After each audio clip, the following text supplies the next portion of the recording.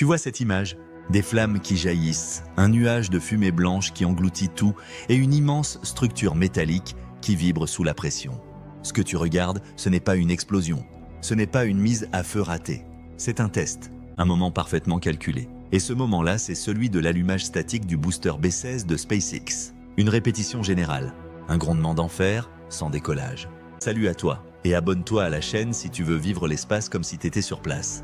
Aujourd'hui, on va décrypter un événement impressionnant et surtout crucial pour la suite du programme Starship, le test statique du B-16 à Starbase au Texas. Un événement qui à lui seul montre que SpaceX avance à toute allure vers un nouveau vol orbital. Et pas n'importe lequel. Mais d'abord, qu'est-ce qu'un allumage statique? C'est une séquence où tous les moteurs de la fusée sont allumés plein régime, mais sans que l'engin décolle. Le booster est littéralement cloué au sol par des pinces géantes. Le but?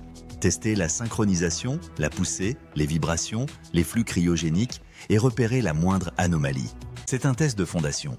Si cette étape est ratée, rien ne peut voler. Et dans le cas du B-16, on parle d'un colosse de 69 mètres de haut, équipé de 33 moteurs Raptor, crachant ensemble une poussée totale de plus de 76 méganewtons. Pour te donner une idée, c'est quasiment 2 fois la puissance de la fusée Saturn V, celle qui a envoyé les astronautes sur la Lune. On parle donc, clairement, de la machine la plus puissante jamais testée sur notre planète. Ce jour-là, à Starbase, le test a été un succès. Les moteurs ont été allumés brièvement, mais suffisamment longtemps pour valider toutes les étapes clés. Pas d'incendie, pas d'explosion, pas de fuite. Juste une montagne de feu qui rugit, une tour qui tremble et une base de lancement transformée en enfer organisé. Et ce n'est pas juste pour le spectacle. Le B-16 est le prochain à voler dans le cadre du vol IFT-5, la 5e tentative de vol orbital du programme Starship. Chaque vol précédent a été une leçon. Décollage réussi, séparation des étages, rentrée atmosphérique, ralentissement, désintégration partielle ou totale. C'est le jeu du progrès. SpaceX échoue souvent, mais apprend à chaque fois. Et ce IFT-5, avec ce nouveau booster, est censé franchir un nouveau cap. Mais ce qui rend le tout encore plus impressionnant, ce sont les moteurs Raptor eux-mêmes. Ce ne sont pas des moteurs classiques. Ils sont conçus selon une architecture à flux complet en étage fermé. En gros, ils réutilisent tous les gaz, ne laissent rien perdre et offrent une efficacité de combustion inégalée. Et ils fonctionnent avec un mélange de méthane liquide et d'oxygène liquide. Pourquoi le méthane? Parce qu'il est propre. Il encrasse moins.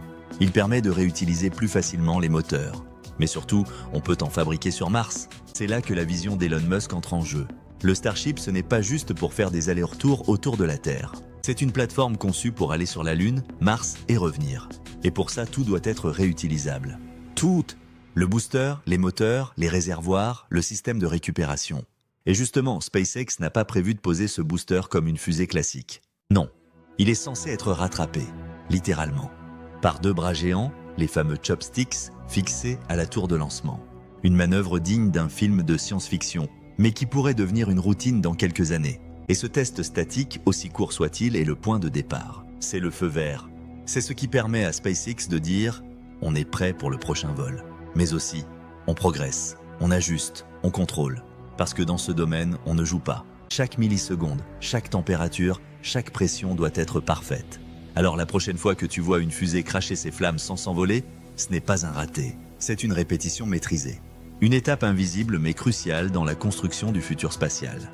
Starship se prépare, le B-16 c'est prêt. Et nous, on a les yeux rivés vers les étoiles. À bientôt, merci.